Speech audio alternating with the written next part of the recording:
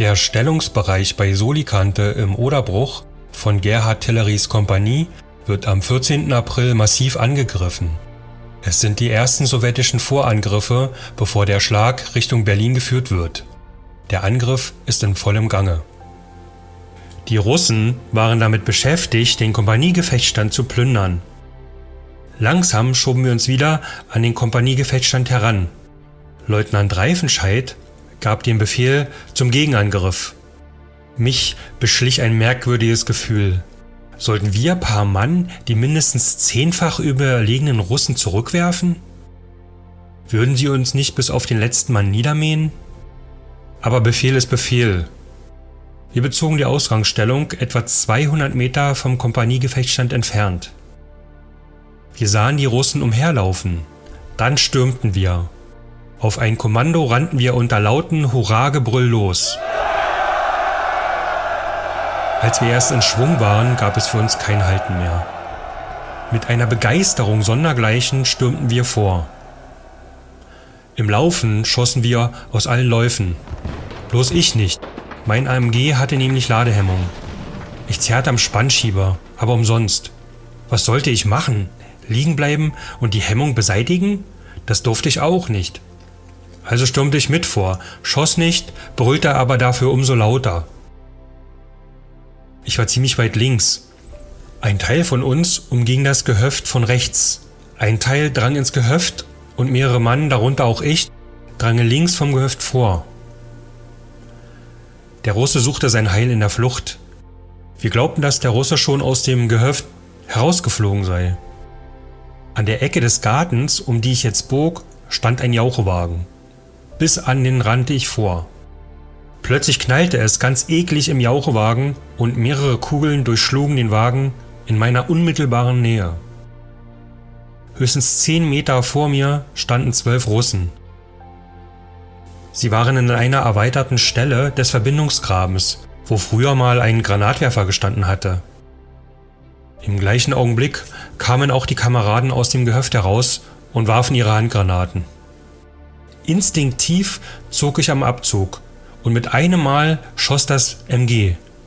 Alle 50 Schuss gingen ohne Hemmung heraus. Ich hielt mitten in die Gruppe hinein. Einige ergriffen noch die Flucht, 6 blieben gleich liegen. 2 kamen nur wenige Meter weit. Ich legte einen neuen Gurt ein, aber nun war es wieder vorbei. Das MG schoss einfach nicht.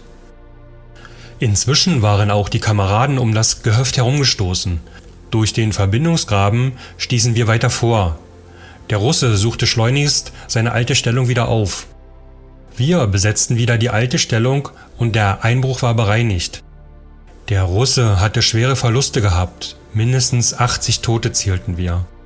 Außer Ausrüstungsgegenständen erbeuteten wir ein SMG, 3 LMG und mehrere Maschinenpistolen. Eine davon eignete ich mir an. Wir hatten auch Verluste gehabt, mehrere Tote, darunter Sepp Wieser und mehrere Verwundete.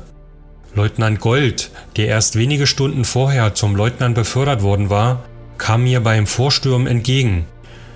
Er war allen voraus gewesen und schrie furchtbar. Er hatte einen Schuss in den Unterleib bekommen. Für den Rest des Tages blieb der Russe ruhig. In der folgenden Nacht, zum 15. April, wurden wir abgelöst. Kurz vorher fiel Ufts Berndsen durch Kopfschuss. Die Kompanie war noch 48 Mann stark, obwohl wir mehrmals Ersatz bekommen hatten.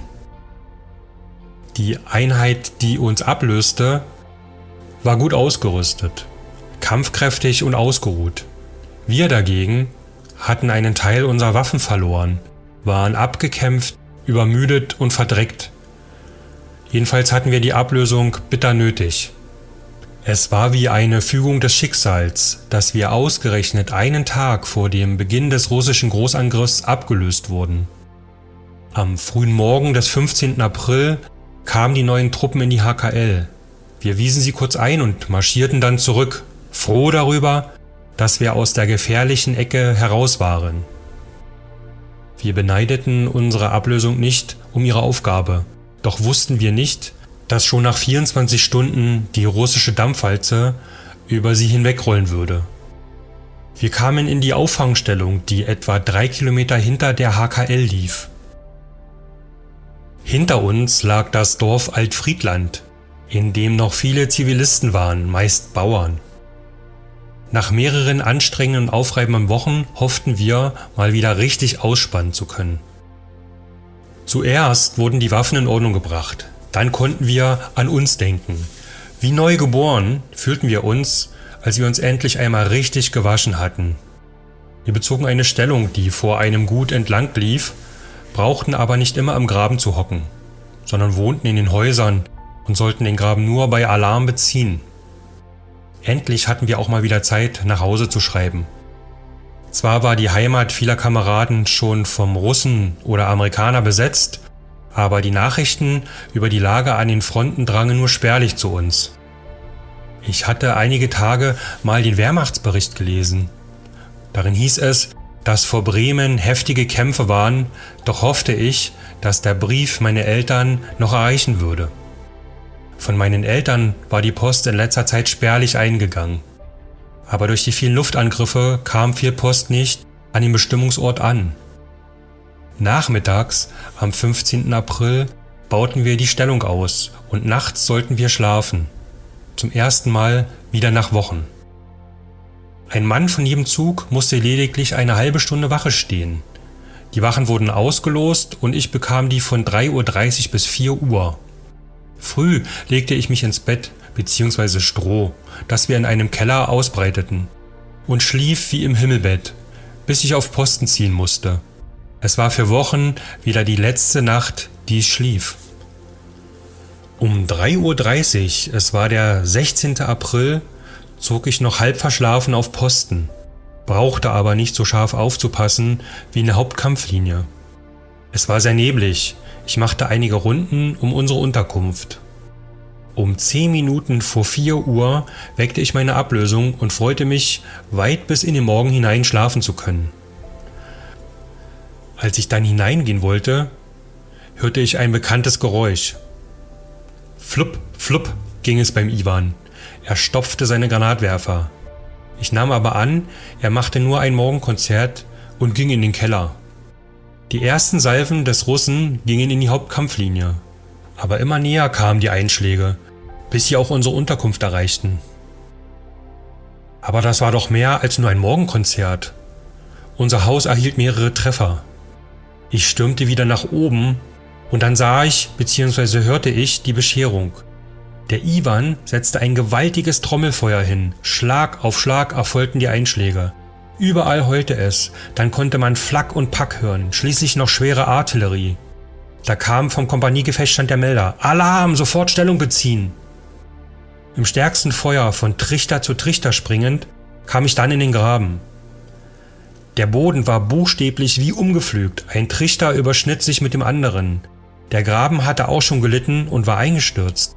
Ein Kamerad meiner Gruppe wurde verwundet. Er erhielt einen Splitter ins Gesäß. Am 14., 2 Tage vorher, hatte ich geglaubt, das wäre Trommelfeuer. Aber was der Russe uns hier vorsetzte, war viel, viel schlimmer. Ich dachte, das kann ja keiner überleben. Jeder Flecken Erde war zerwühlt.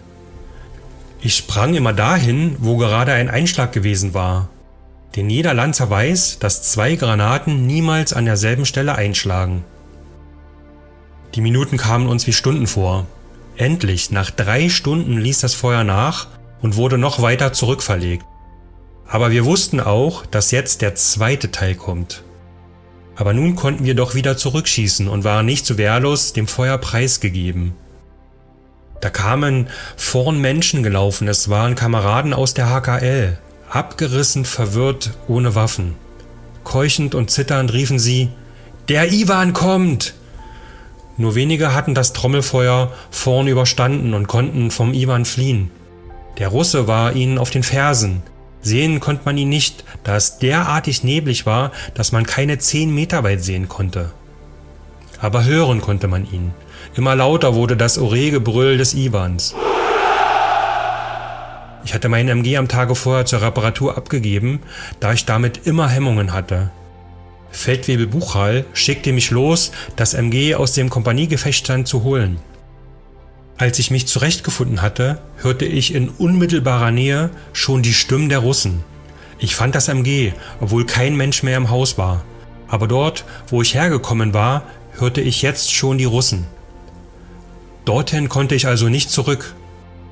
Die Russen hatten inzwischen schon den Graben erreicht. Mir blieb nur ein Weg, zurück nach hinten. Ich rannte, so schnell ich konnte, nach Westen, hatte aber im MG schwer zu schleppen. Ich hatte außer dem MG noch einen Munitionskasten, die russische Maschinenpistole, meine Pistole, Handgranaten und all die anderen Ausrüstungsgegenstände zu schleppen. Dass ich damit nicht zu schnell laufen konnte, war klar. Die Stimmen der Russen kamen immer näher. Bald würden sie mich einholen. Ich musste etwas wegwerfen.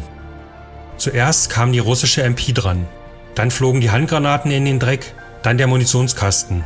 Zuletzt wollte ich das MG auch noch wegwerfen. Plötzlich wurde ich von hinten angerufen.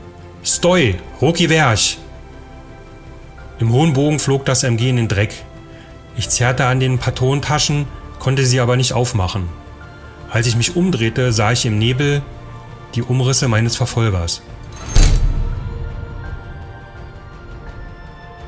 Wie Gerhard Tilleries Geschichte weitergeht, erfährst du im nächsten Video. Wenn du hier links klickst, kommst du zum ersten Teil der Serie und kannst dir alles von Anfang an anschauen. Willst du den nächsten Teil nicht verpassen, dann klick hier rechts. Danke, dass du dabei bist.